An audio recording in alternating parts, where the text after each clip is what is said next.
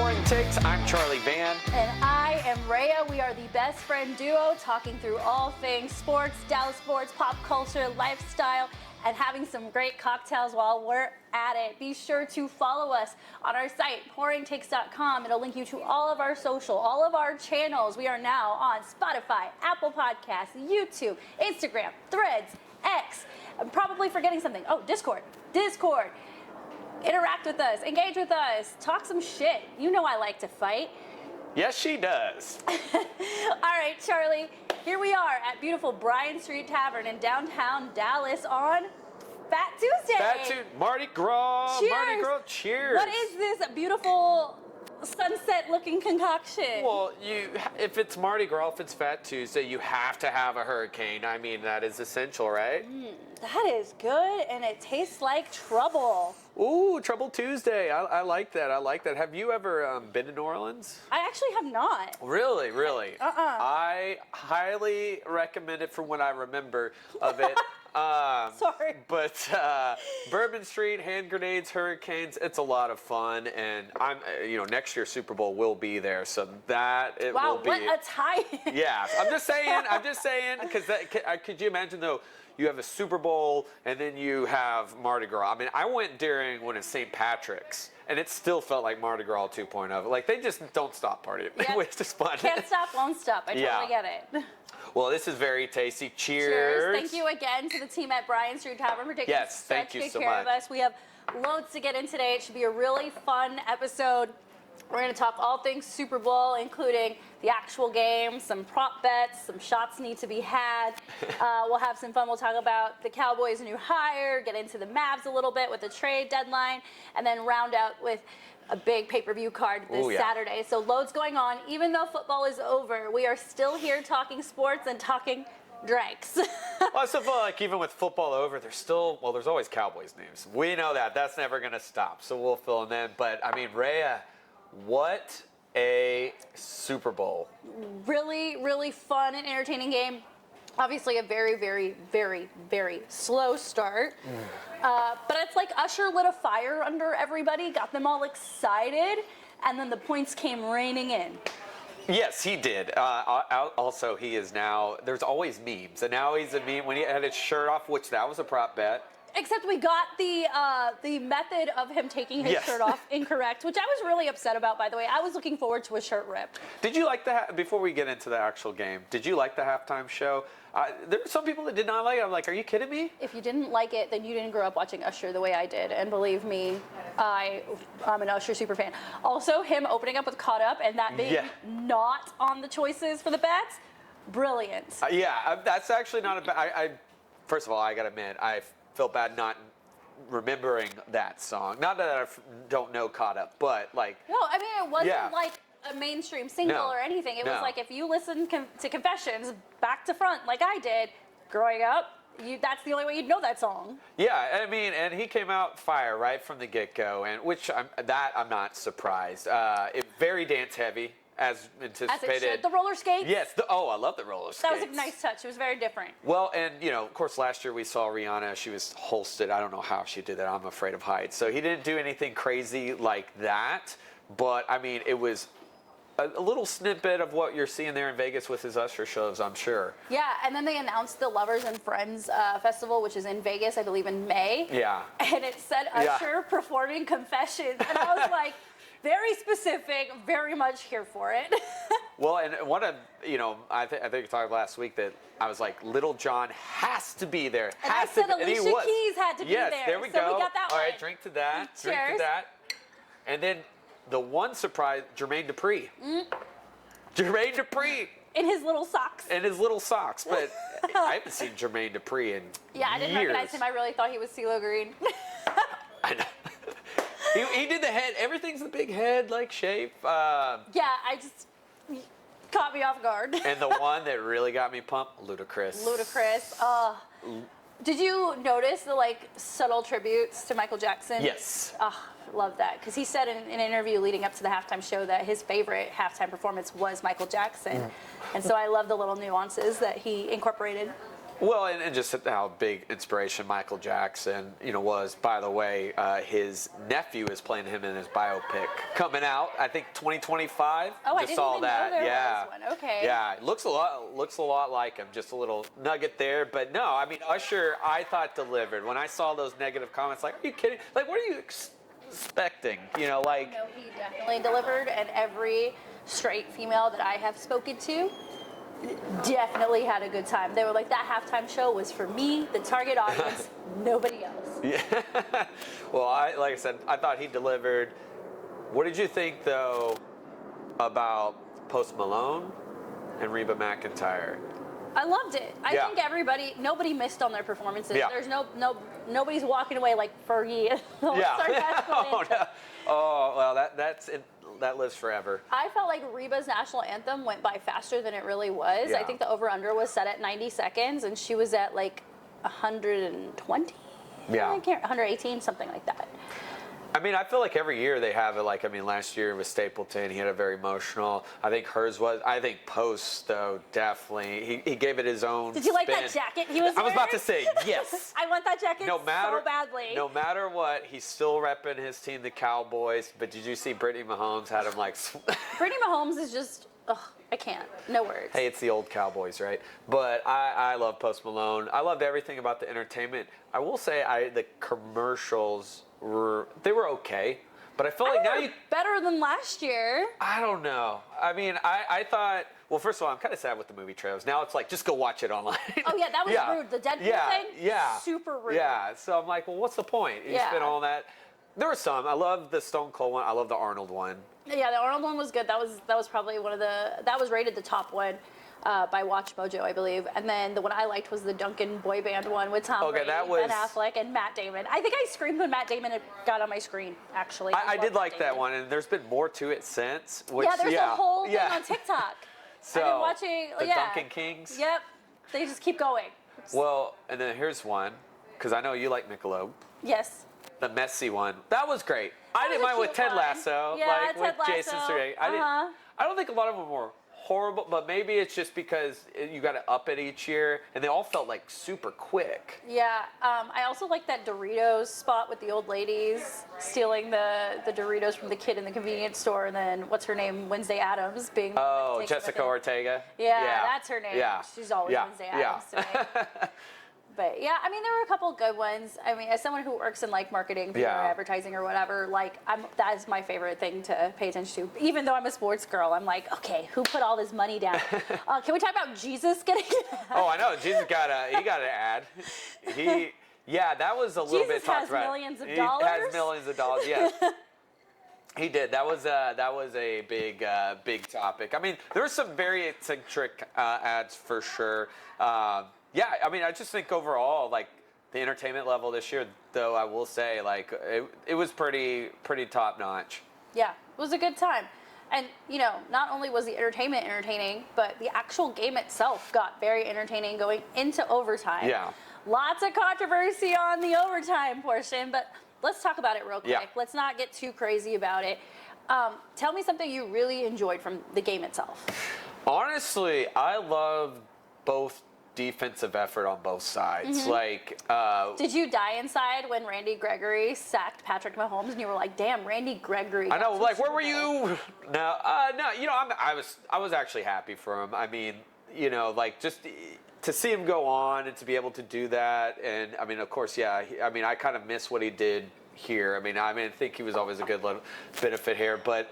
I just love overall the pressure. Like, that's what I want to see. That's what I anticipate when you have two of the best teams going head to head. I mean, obviously we know how offensive Mahomes is, and on what CMC and that offensive line. But I always thought, like, it's going to come neck to neck with these defenses, and who's going to show them. They both. Yeah, definitely. I enjoyed watching Kansas City rally every single time, being down 10-0. And Patrick Mahomes literally like willing this team to score, willing this team to win, making the right plays, whether it was Rashee Rice in the slant or Travis Kelce down the seam, Pacheco doing his thing. Like, he really pushed his guys, and you saw that emotional outburst early in the game by Travis Kelce. But it really took that whole offense to come together, and then Mecole Hardman. scoring the game-winning touchdown, which is an excellent story in itself. Yeah, and it's good to see him. They brought him back in the mix, and he was talking a little bit about that play on Jimmy Kimmel last night, and it could have also gone to Pachow too. Like I forget what he called the name of it. It's a whole long name, but it's like it was either me or Pachow. But he made the most of it. He didn't even realize, like he didn't even celebrate right away. That's what Patrick said. Yeah, He was he just didn't caught even in the moment. Yeah, because of overtime rules, which. That was what was interesting because you heard about some of the Niners players. How do you feel about that? Say they did not know the new rules, even though they implemented in 2022. That's absolute crap. Yeah. That's a failure by the coaching staff. And then for Shanahan to come out and say, "Oh, we wanted the ball third." What are you doing? Play to fucking win. Yeah. Like, seriously. And like, before those guys go out for the coin toss, like, there's got to be somebody on the coaching staff that's like, all right, remember the rules. If we win the toss, we got to keep, and we have to score a touchdown. You know, like, and if we score a touchdown and we hold them, we win. Yeah, it's not like these rules just happened yesterday, you know, a week ago. I mean. Or you go second and you, like, match them, sudden death. But, like, the fact that they didn't even, like, they came out so publicly, like, we didn't know. We didn't know. That's lame. No, lame. You knew. And look, I mean, hey. It's a game of inches, and you put the ball in the hands of the one quarterback. You do not put the ball in. He's the reason why there is a playoff overtime rule change. Like, come on. It always used to favor him. Yep. And, I mean, he's just one of those guys. Brady, you couldn't put the ball back. Man, it's number 15. And you could have made stops. You could have. You didn't. It's that, I feel like I give it to still that aura. That's the Mahomes. Specifically, where did San Fran end up going wrong? You know, one thing is, I didn't see a lot that I was thinking. Obviously, I felt like, okay, they were successfully running the ball, I felt. But I wanted to see more Debo, more mix in there. They kind of went away from that pressure. And that was kind of my concern is, because I saw it even, a year ago, even when we played them. Like, and against the Ravens, you put a lot of pressure on Purdy. It's like they don't want him to pass. They had him throwing the ball nearly 40 times. Yeah. He shouldn't have been throwing the ball 40 times. Yeah. He's a game manager. Sorry. CMC should have had 40 carries. Yeah. Well, how about the less with Kettle, too? Yeah. Yeah. I mean, I should say they should have made it more variety there, and they didn't. And it just, I figured. Was that play calling, or was that Kansas City knowing, hey, let's shut down George Kittle. Let's take away the security blanket. If they're going to beat us, CMC's going to beat us, and Debo's going to beat us. But they shut down everybody else, essentially. Well, I think it's a double-edged sword. I mean, we just talked about how they didn't apparently know overtime. So I think there was a lot of play calling woes on Kyle Shanahan. They had that game in their hands. Is Kyle Shanahan just unlucky, or is he not the coach we all think he is? I mean, he had an unlucky offense with the Atlanta Falcons in 2017. I think if that's hardball, maybe they could have possibly. But Andy, you got to be a lot smarter. You're talking about, like, we just saw Bill Belichick ride off, Andy Reid's that next guy. He has shown that. And he just adapts and adjusts. That's why I didn't have too much fear about what the Chiefs can do from behind. I want to see what the Niners can do. And I think you saw the better coach in the end just made the adjustments. Very cool. So, you happy with the result? I am, because I'm still going to take a shot with you here, but... Are we going to take our first shot of the night? Yes, okay, so that is the melon ball. Rename it Money Ball. Okay, so we're doing the green one first? We'll do the green one. Like, look at this. Look at these right here. Like, green and purple Barney for Mardi Gras. has entered the building. And Baby Bop. Baby Bop! She's pink, not purple. Who is green now? Oh, she's green and pink. Okay, well, I'm not far off. Actually, this looks like the Joker. Probably a better comparison for someone like you. Okay, here we go. All right, cheers, Tanner. Thank you, producer. We're going to do the melon ball.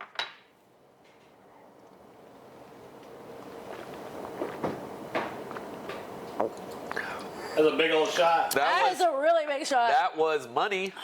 Melon ball. That tastes like a Jolly Rancher. That might, it's close. I think it's like similar ingredients. I could be wrong. All right, but it's no oil slick though. I was happy.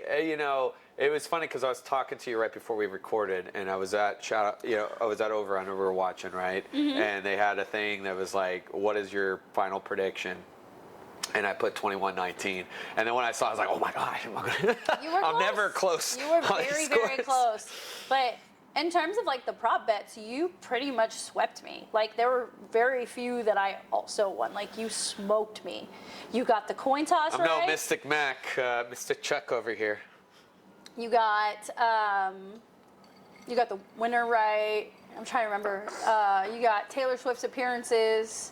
You got the on-screen kiss. You got a lot of Taylor's bets right, actually, now that I think about it. The only thing that you missed on was the Gatorade bath color. Well, I had half of the script when they sent it to me. Oh, excuse me. So the rest of it I couldn't really read. Let's get into it just a little bit. Yeah. Taylor Swift absolutely killing it at the Super Bowl, being everybody's favorite girl, gets on the Jumbotron, chugs her wine or whatever. Was that wine or beer? I don't think it was beer. I think it was either wine or a mixed drink. Wine chugging, that's next. That's some next level. I can do that. Wine chugging, sign me up. That's next episode. All right, done. But yeah, like she was so great, and then they started releasing the sounds from the field today, and the interaction between her and Travis Kelce absolutely melted my heart. He was like, "Thank you for flying halfway around the world for me," and she was like, "I'm just so proud of you." Travis Kelce is slated to go on tour with Taylor Swift in the off season. So what do you think about Taylor's appearance at the Super Bowl? I mean, it was warranted, right? I mean, they literally had a tracker of her flying in, as you predicted about a week ago. Yeah, I mean, I'll say this. It was a lot less of her than I thought it was going to be. I feel like she got no camera time in the first half, and the second half, and once they started winning, cutting to her. And it didn't matter if Travis Kelce made a play or not. It would be like Patrick Mahomes did something incredible, and they would show her. And her reactions to everything were so like priceless. Like she was invested. I'll tell you who was more priceless: Jason Kelce.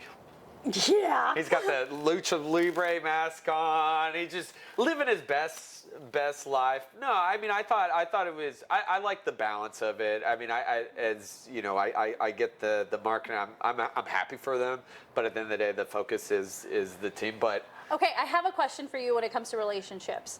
One of the things that the media caught on to was Kylie Kelce. Kylie Kelce was at the game in the box wearing a Cincinnati crew neck. She is a Philly girl through and through. Yeah. And refused to wear Kansas City Chiefs gear. How do you feel about that? Did she make the right call? I mean, here's the thing. I think Kylie is super awesome. I would be afraid of her.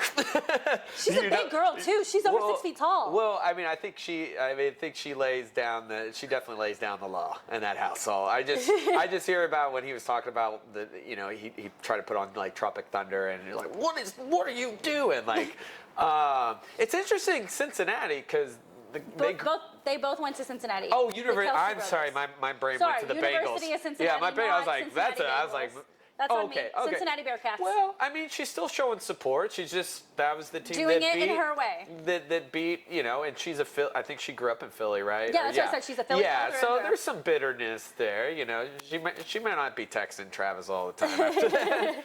But she still represents both her husband and how can I represent both? And that was a big turning point for Travis Kelce, was at Cincinnati. And, you can look at the whole story about that, but the big the resurrection. So, yeah, I mean, I think she's awesome, but I'd be afraid of her. How excited are you for this next episode of New Heights? Oh, man, I am super. Also because, like, last year was so emotional. You had both of them versus each other. I mean, I think Jason took it very well, but, I mean, I remember listening to that podcast after. It's still, like, I mean, Jason won it as much as Bat. I mean, they're both competitors. This one, it's going to be really good because I think he's his little brother's biggest cheerleader.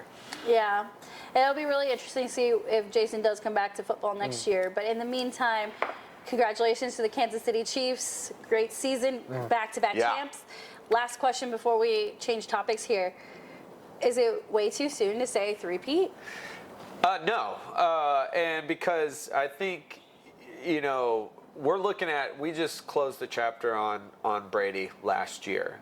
And obviously, Mahomes is 28. He's still got time barring staying healthy. And this team, I mean, now there is the cap thing, there's cap talks. We can get into that later. But, I mean, it's hard to bet against number 15 and Andy Reid as long as they're together. They very well could do it. But if there's anyone that definitely they could catch up, it's this Chiefs team. It's just hard, which is good to see. Is there anyone outside of the Niners that you think could possibly make some noise next year? Yeah, so I feel like, I'll be honest, the NFC is just always, I feel, so wide open. I think if anyone's going to take down the Chiefs, it's actually, I think, the Bengals with a healthy Joe Burrow. Really? He has been that crypto. He is Mahomes Manning. If he's healthy. If he's healthy. And if they keep that team together. And and that's another thing, and we'll see what happens with T. Higgins, but if they can keep that team together and Burrow, I mean, he has done it. He has beat them. Even in season, like, they are destined to, it's like Batman, like, to do this for as long as possible. So for me on the NFC side, since I'm going to play devil's advocate a little bit, I think Detroit. I think Detroit got a lot of experience in this past season. They were breathing on a spot, like they were very, very close to advancing to the next round of the playoffs.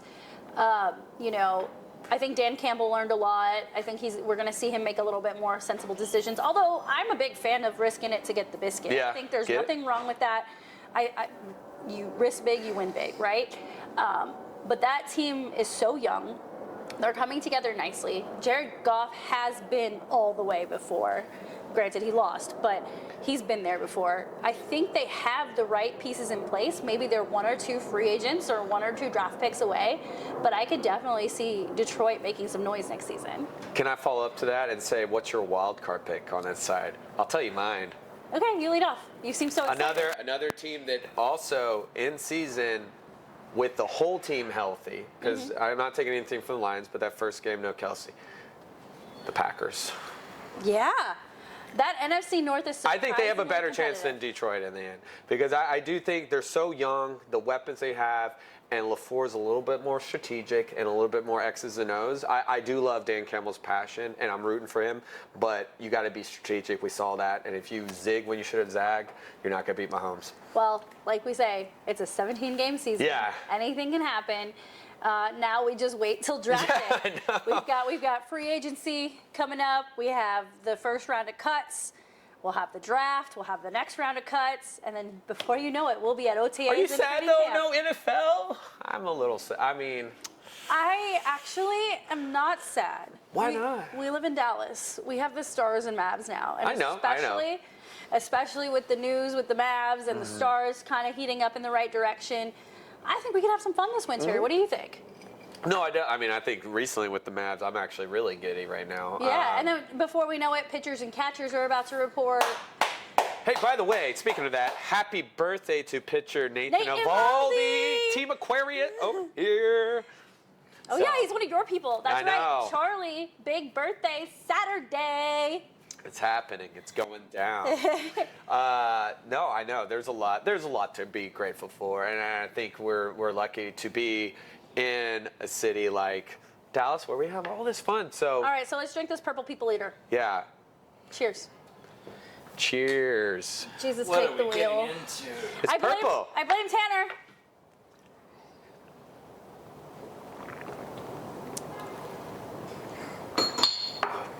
Jiminy Cricket. Wow. I did not love that. That was purple. I don't know what was in that. It was called the Kansas. What was it? K-State. Like the college. That makes no sense. They're purple. Oh, that's K-State's right. purple. Oh, okay, Wildcats are I'm purple. sorry. Yeah. I forgot about that. Kansas Jayhawks are red, white, and blue. Yep.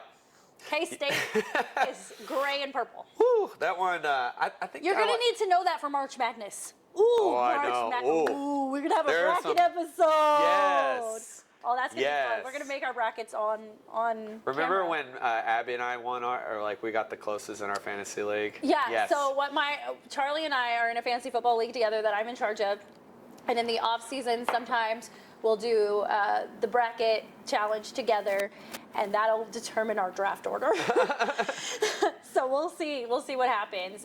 But yeah, or we'll do some money on the line. Who knows?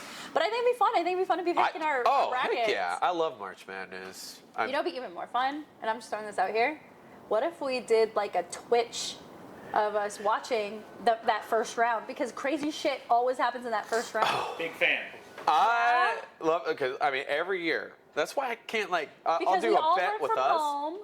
We can work from home and watch basketball like everybody else in the world will be, and we can talk through these rando college teams playing. What do you guys think? Oh, I love it. Discord. Yeah, perfect. Yes, join us on Discord. We're gonna let the March get mad. That's what we're gonna do. I'm excited. I love how these shots are talking to me. I know here. the shots. Taking the shots. We're so inspired right now. Okay, perfect. All right, let's rock and roll out of Super Bowl and stay in the NFL realm for just a little bit longer. Just a second. Cowboys officially, as of today, have brought in Mike Zimmer to be their defensive coordinator after interviewing a pool, quite literally, a plethora. It's a lot of people, or quite a few. I feel like it was a lot. I felt like when we talked 2 weeks ago, we were told it was Ron Rivera and Mike Zimmer. And then they interviewed Rex Ryan. Then they interviewed people internally and other randoms from other teams. And we were just you and I couldn't even keep up with how many names were being thrown around.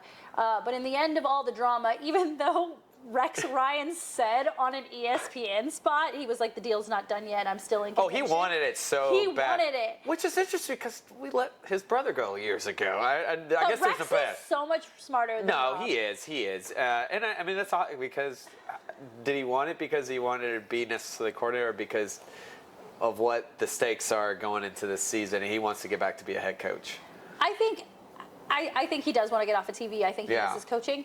And on the other side of the coin, I think he didn't get the job because of how, and I hate saying this, how aggressive he is. I think Jerry was a little afraid and hesitant because I feel like Rex Ryan would rip people a new one, whereas I'm not sure if Mike Zimmer is that guy. So Zimmer is known to be that guy. And if you watched Darren Woodson's interview this week, he is an acquired taste. With that being said, I think he knows how to tiptoe just enough. I mean, he was the Cowboys' assistant head coach from 95 through, so he's part of that Super Bowl. He is, if you go back and you look at his time with the Bengals and the Vikings, I mean, he gets into people. With that being said, I think it's you have to kind of have a moderation, right? So I think he can do it enough to not also overstep the boundaries and know where players may go, the Jerry, that's kind of the thing. But he is not some pushover either. And, I think it's not a horrible choice because if you're just looking for a guy for at least a year, I mean, you got to think about money, the salary. I would have loved Mike Vrabel, but I think for what you got right now, I don't think Zimmer's a horrible choice. He's had some pretty top defenses, and up until 2021, Vikings were one of the top. Well, it'll be really interesting to see how free agency and drafts go. We have a lot of guys that are up for free agency. I believe all three safeties, for example, are free agents right now. So it'll be interesting to see how they build that defense back up. I mean, they have a great core foundation. I would love to see how Mike Zimmer uses Micah Parsons. I know Micah Parsons is freaking everywhere right now. He was on Radio Row at the Super Bowl. Yeah. He's going to play in the Celebrity All-Star Game for basketball. So he is everywhere and anywhere to turn around. I don't know if you've been watching, but he's been doing some really great interviews. Oh, no, the one with Jordan Love was really good. And it's how did you guys figure this out kind of? And I like that. Yeah, it was good. He's also got one out there with C.J. Stroud, Stephen A. Smith. Yeah. If you haven't seen it, go check it out. I know I'm the first person to tell you that Micah Parsons talks way too much SHIT, but But so does some of the best. The one he's competitive, and I mean I know he's flashy, and I know we've had this debate, but I don't mind it, but I like this side better. I'm very I like that he has an outlet for this stuff.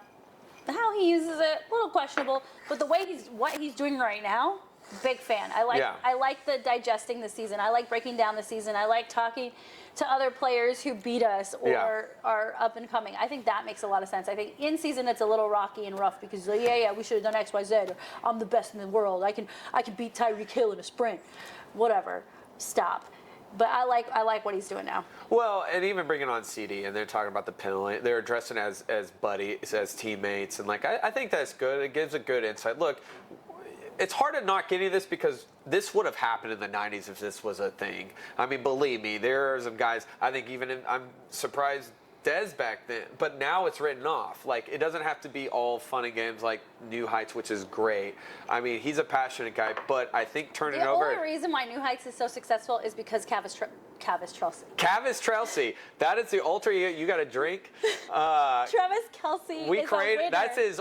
Is that his wild card mode? Cavis Trelsey. I'm really upset now. Cavis Trelsey.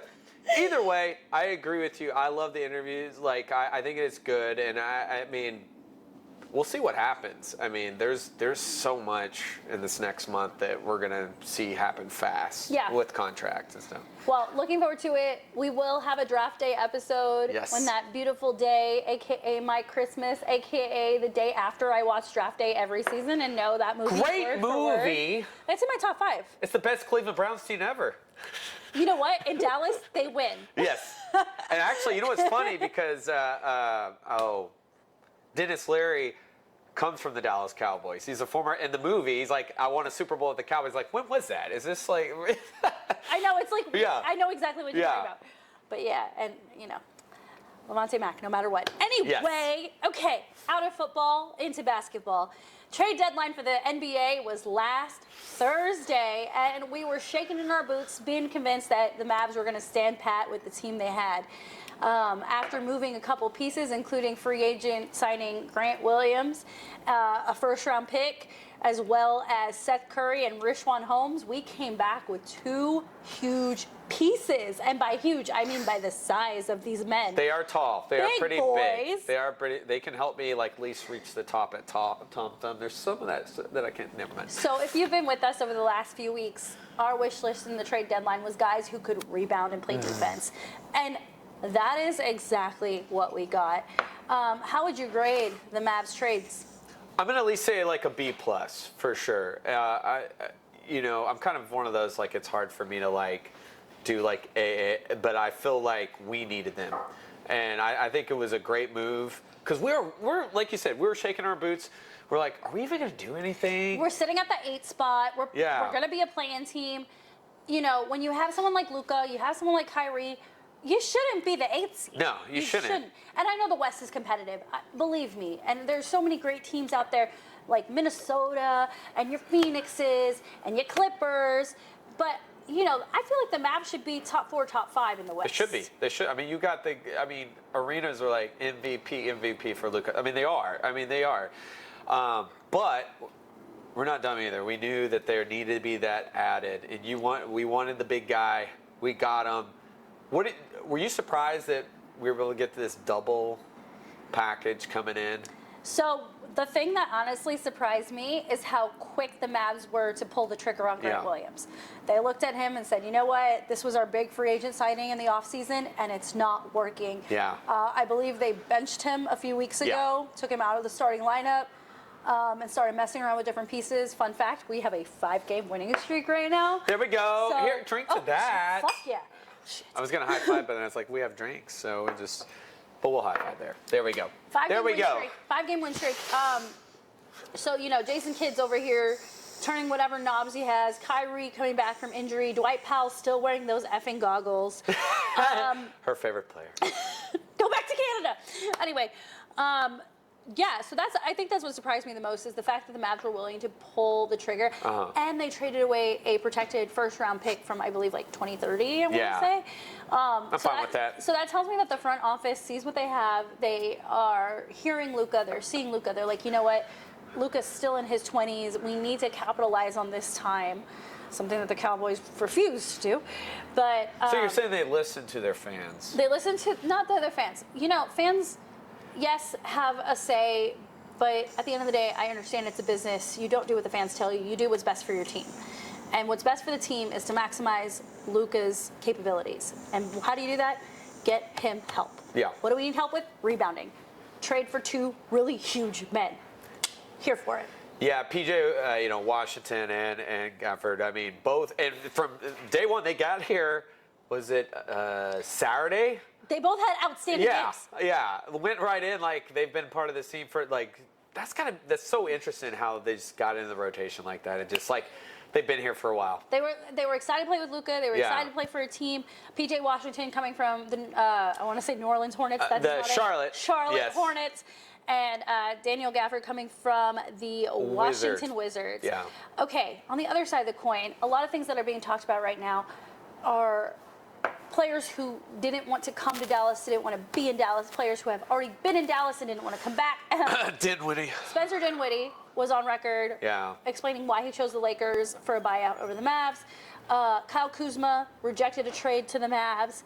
And then, there was one more guy who said some stuff that I did. Oh, Grant Williams in his first press conference with Charlotte, not New Orleans, Charlotte, saying that he was excited to be on a team that wanted to win when clearly they're selling all their players. So I think he was mad because he got here. He had this fancy house. He put it in, and now he's gone.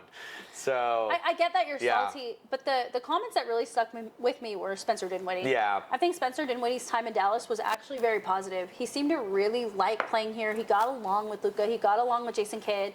So it kind of upset me when he said I was going to say the Cowboys, that the Mavs weren't an organization that wanted to win. And granted, yes, I know they didn't go all in when he was here. But they put you in a here. Western Conference final in 2022. Right. So, I mean. Maybe he was upset he was coming off the bench. I don't know what the situation is, but as a Mavs fan and as a Spencer Dinwiddie fan, I was a huge Spencer. I was like. Same here. I love that. So that day that I came home with that Dirk Nowitzki jersey, it was between Dirk and Spencer Dinwiddie because I was convinced that we were going to re-sign him long term. Yeah, I was kind of hoping that he would be. I mean, I loved his hustle. I always felt like if something's up with Luka, he can help be that guy. And he was. And you know what? And I'm going to shout out my own T-shirt right now. I'm wearing a shirt that says "Going hard for Hardaway." Yeah. There's nothing wrong with being a sixth man. Huh. Sometimes that's the role that fits you. Sometimes you need to be that spark plug. Also, girls, if you want this shirt, contact my friend Kimberly Delgado. She will make it for you, and you will look super cute wearing it. Well, yeah, and I think he has embraced that role, having one of his best seasons by far.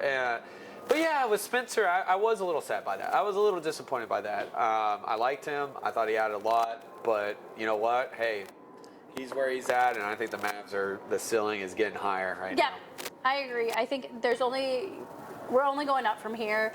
My only change would be to be a little more aggressive in the coaching. Yes, I was going to ask you that. I think once Jason Kidd gets a feel for who these new guys are and where to fit them in the lineup, how many minutes he should be playing Derek Lively. By the way, Derek Lively's birthday was last week. Yeah.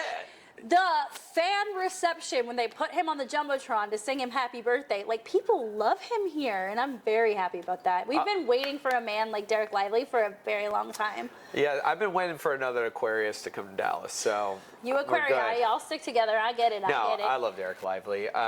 Two of my best friends are Aquarii. It's fine. It's fine. I love the direction now. I think it does come back, though. Once again, this is on Kid. The pressure's right now. Like, okay, you got it. You can't just be the bystander coach, which you've been, to be fair, because you have said that you have been that. I think there we go. Oh, is the wire? Yeah, pick it up. Oh, we got. Pocket. Get it out. Here we go. What are you doing? Are you breaking Tanner's put it right toys? There you go. Oh, it's probably not it. It's okay. I'm wired. I would not be good in The Departed. Are you wired or wiry? I'm wiry for sure, but right now I'm wired. Okay. I'm wired and wired. Damn right. Anyway, so long story short, we both believe now we have the pieces to be a contender in the West. The West is very competitive, but it comes down to how Jason Kidd works with this team. I agree. And to me, if we don't finish as a top 4, top 5 team in the West, he's got to go. Oh yeah, you can't continue this. Yeah, you can't waste Luka's time. Luka or even Kyrie, you just made this up. Like you're stacked now. You are stacked. We just said you filled a lot of the void. Now you got to take that ship high. And if you can't do that, got to try to change it up. Well, I'm looking forward to more Mavs and Stars conversation on this show moving forward. You know, Stars have a big future. I believe they are also on quite a win streak right now. Everything seems to be falling into place, although Dodonov is hurt. Out By the way, they play the Hurricanes. Cheer tonight. The Hurricanes here in Dallas. To the Hurricanes. To the Hurricanes. Just kidding. No, but they've got their win streak. Auditor's back. He's healthy, which was huge. I still love, we were talking about him and his little brother at the All-Star weekend a week ago. I thought that was cute. Yes, very cute. And, you know, this is the time they need to heat up. Yeah. All-Star game has passed. Dallas Stars, we got to finish first in our division. Yeah. All right? None of this wild card BS. We got to finish first. We're the best team in our division, and we got to show it. Yeah, and I feel like this team, it's kind of like the Cowboys, where they have to be in that driver's seat for it to have that confidence and momentum, and they have the ability to do it. And we've noticed they've picked up their overtime skills. I don't know what I'm trying to say here. They're playing better in overtime compared to last season. A lot more confidence. You need to take that momentum into the end of the season because you are going to end up in like overtime situations in the playoffs again, as they experienced.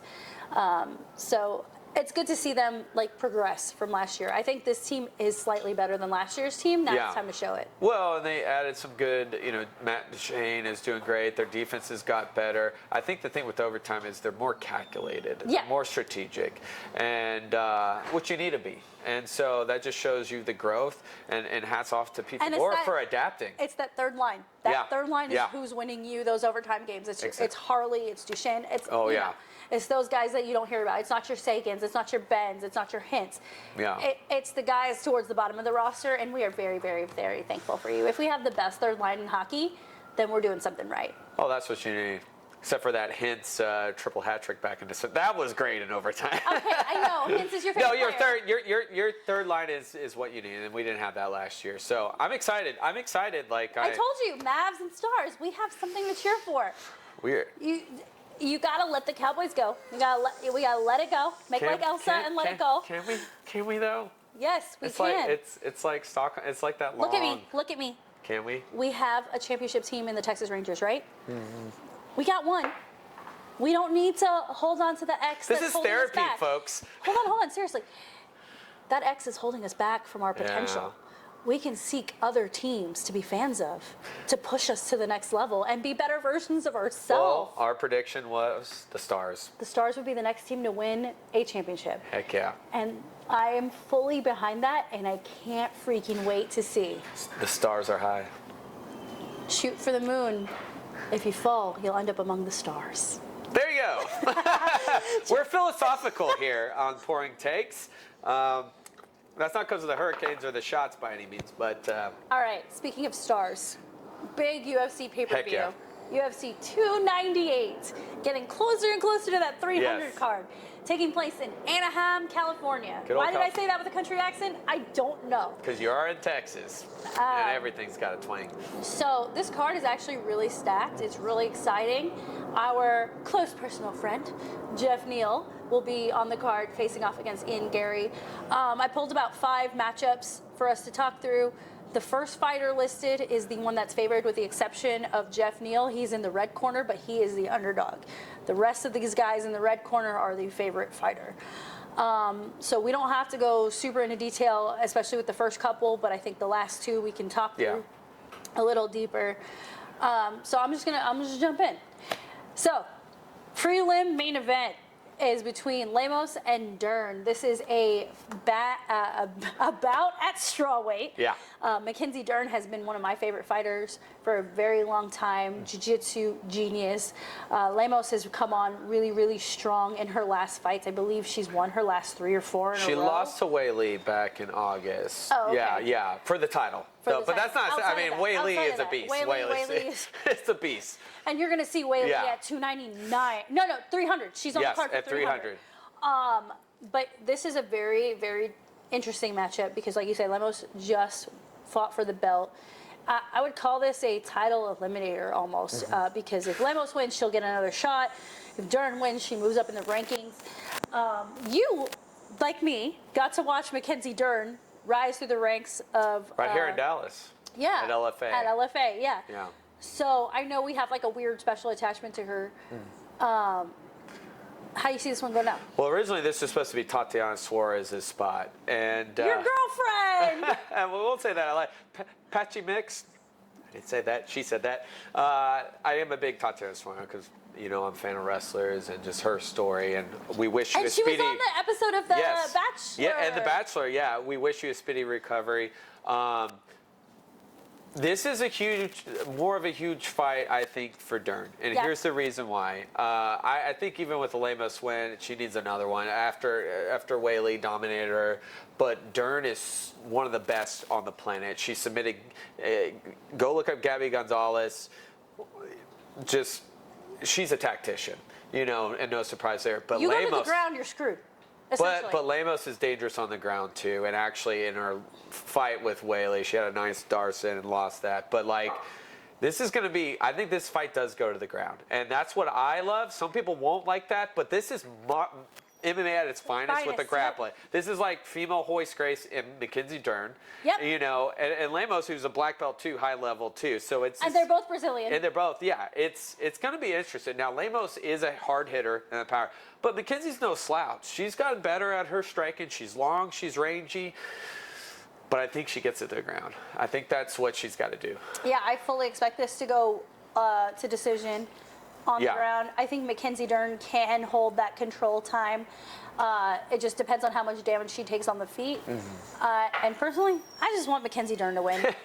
Well, as long as she doesn't let herself to get bullied on that, and I'm saying just because Lemos is very strong, in the division, but where Dern does so, she's so slick, she's so rangy, she can throw up arm bars, and she does it well. Can I say something a little selfish here outside of me being a huge Mackenzie Dern fan?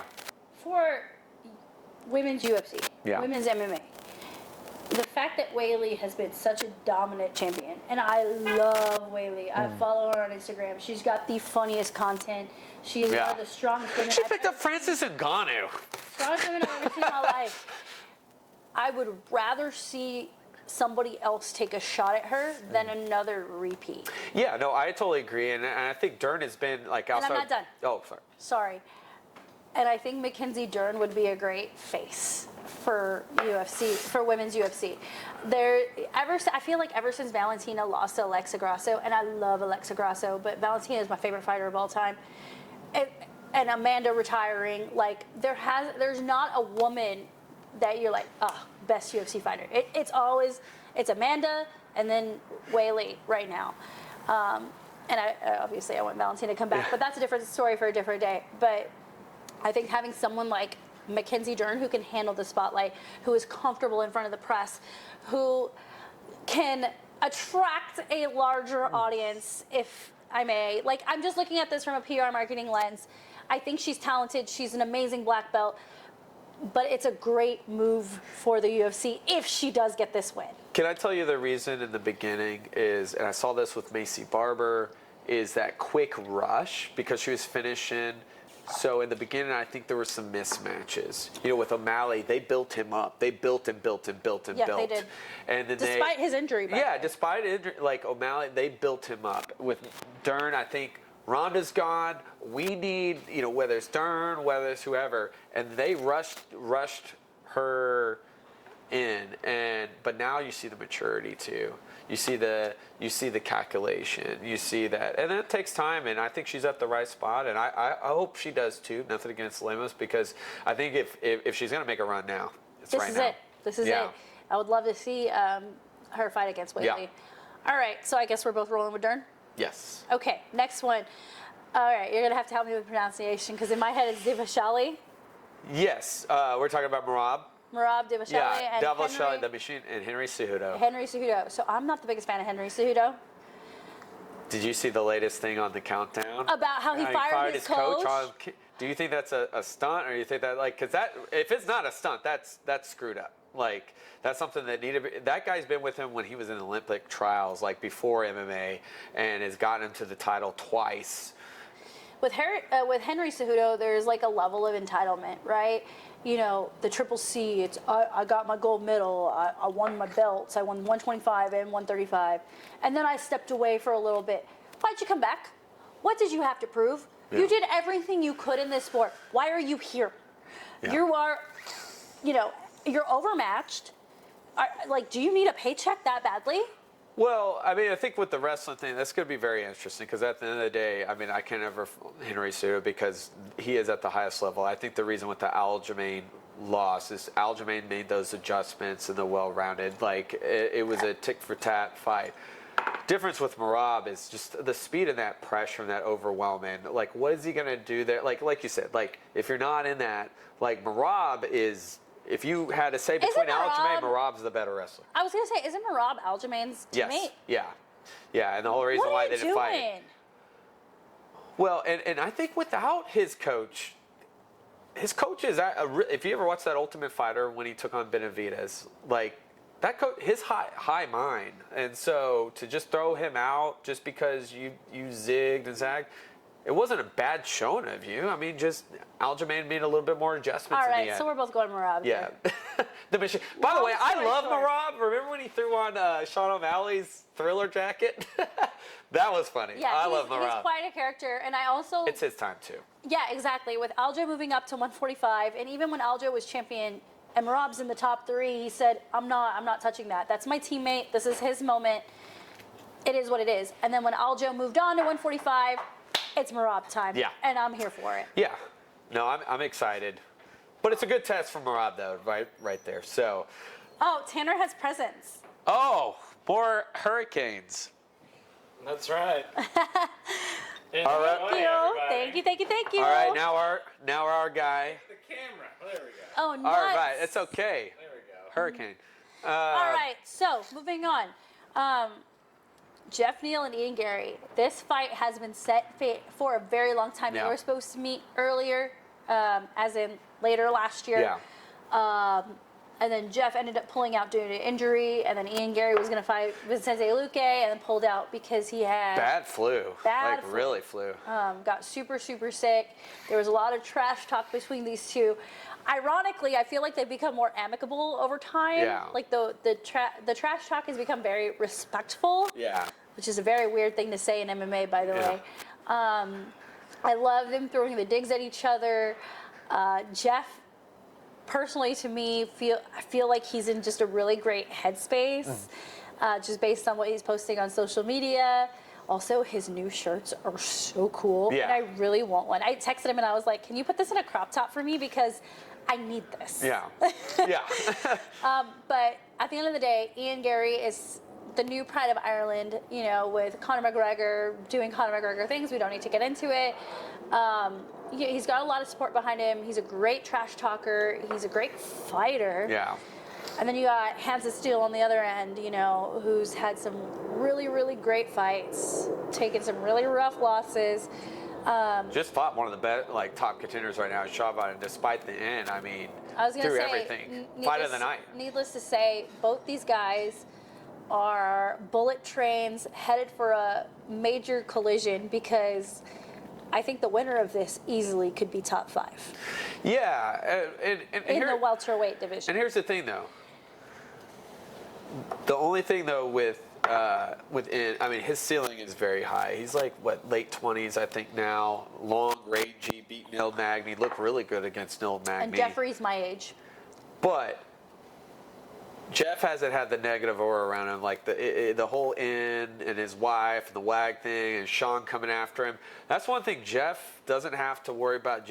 We know Jeff. He has tunnel vision. He destroys people. Jeff is the scariest human I've ever met when he's locked in. When he's locked in, it's... Can I tell you a funny story about Jeff? Yes. And I know Jeff's not going to get mad at me for this. This is called Hands of Steel Chat. Hands of Steel. Brought to you by a hurricane. So you and I have known Jeff for a very long time. Yeah. Jeff trains with us at Fortis MMA. Jeff is one of the reasons why I learned how to fight southpaw. Yeah. Whether he knows it or not. It's not like he taught me, but I'd be in the gym with Jeff. I'd watch him work the bag. I'd watch his fights. I'd watch him switch stances. I grew up Orthodox, right? Yeah. I'm a right-handed person. And after I blew out my knee is when all my coaches were like, well, if you're going to come back, you got to fight southpaw. Yeah. Because you're not moving the same way you used to, right? So it was Jeff Neal's film that really helped me like take it to the next level. And I would like literally post videos of me training in southpaw on my social media, and Jeff would message me and be like, "You're almost as good as me." Like, he was so sweet about it. But he knew he was a big inspiration to me, and still is, from a fighter standpoint. So for me, like, I know this fight is not going to the ground. This is going to be a battle of two powerhouse hitters, if you will. It's like that song, the Fight Night song. Hit him with a left, hit him with a right. He is a very good tactician and long-rangey. What I would love to see Jeff in this is really use that explosiveness that he did against Vicente. And this is Vicente, who, Wonder Boy, also long and rangey, didn't put him away. Use the same tactician. Like, I want to, like, Shavat, he's a zombie. But I don't think Ngary's a zombie. And we haven't seen Ngary be weathered. And Jeff is tough, durable. Cardio on a million. And we haven't seen that. And, like, Neil Magny does not have that same explosiveness that Jeff. Neil Magny has the cardio that Jeff has. He has the cardio, but he does not have the boxing that Jeff has. I don't think Ian has the cardio. And I'm going to tell you what the X factor for Jeff Neal is. And I know I sound hella biased, but if Jeff Neal wins this fight, it's because he kicked the shit out of Ian Gary. If you look back at Jeff's early UFC fights, that guy is an assassin with a head kick. And yes, he's called Hands of Steel for a reason, but the guy is laser with that head kick when he needs to be. Well, and I also feel, for some fighters, especially the ones that get highlighted fast, saw it with Macy Barber and Roxanne Modafferi, there's always that humbling fight. And the thing is a McGregor, which they were can deal with that pressure, can end with all that negative. With all that negative, with all the talk he's already talked. Jeff Neal, mostly quiet in the media. Jeff Neal, even in person, getting the man to talk is kind of like pulling teeth. Jeff is all fight game all the time, right? I'm kind of shocked that he's the underdog. I think it's like plus 185. Well, I think because people ride hype trains all the time, and we see this is very common in MMA until there is that one person. It's like, all right, I'm just going to be stone-faced, and like I said, no matter what, I think in ceiling is high, but that pressure and that aura, some people can deal with it right now. He's still a young guy. Like, the difference with Conor is because that's Conor. Yeah. You know, also Conor's a better boxer. Well, I think we're going to find out a lot about both these fighters after Saturday, but I have a feeling because of our close personal connections, we're both rolling with Jeff Neal. And just to make it interesting, what round? I think by the second round, and I think second round, but I think he's going to connect on the chin. I would love to see a Jeff Neal knockout, but I'm not going to underestimate Ian Gary. I think this goes decision. Yeah. Jeff Neal does more damage, but I think Ian Gary is durable enough. So Split decision? Well, I'm going to go majority. Unanimous. For my mans, but it's time. Hands of Steel. Ready for it. There's a reason why he's called Hands of Steel. Yes, there is. I've trained a little bit with him. Okay, we've arrived at the co-main event. Yes. Robert Whitaker and Paulo Costa. And before we get into this fight's not happening. And I'm going to tell you why. Paulo Costa is the least professional I have ever seen in the UFC. I have no idea how he got to where he got. He hasn't fought in like almost 2 years because he can't make weight, and because of this and because of that. This is a huge fight for him. He needs this to move up in the division, but that division is scary. He's a chicken. He did fight in 2022 against Luke Rockhold, but he did pull out of the Hazmat Chimaev, which I really wanted to see that fight. He does have a tendency to pull out and the weight. I do think this fight happened. You know, some guys know when they have to pull out. You got a drink, and I'm going to drink to that too. Was that a Valentine's joke? Is that a Margo? shot take? Yeah, that is a shot take. Is the fight gonna happen? I'm gonna say no. I don't trust him. That is okay. That's your shot take next week. That's your shot take. That is my shot take. That's a hill I will die on. Because this man is the least professional person in the UFC. I'm not gonna deny. Do you know he blamed his last fight on drinking too much red wine? honestly. Well, that's a little bit ago. That was with Israel. No. As a former MMA girl who used to drink a bottle of red wine on Friday nights and then go spar Saturday mornings, honey, you're fine. You are fine. Rayya, you just gotta stop being a beast. Actually, George St. Pierre, he used to have his Muay Thai instructor who was always just like blitzed. And he came on the Ultimate Fighter, like that was in 2010, Ultimate Fighter 12, and he was just drunk. And it's like, I do not recommend this. And he was just beating the shit out of the whole cast. I do think it happens. It needs to happen. No, it doesn't. It does nothing for me. I mean, it's a lot of questions with Robert Whittaker, though. Yes and no. With Robert Whittaker, because we saw that knockout in July against Dricus du Plessis. I love Robert Whittaker. I think both guys need this. The question is, it happens. Will it be eventful?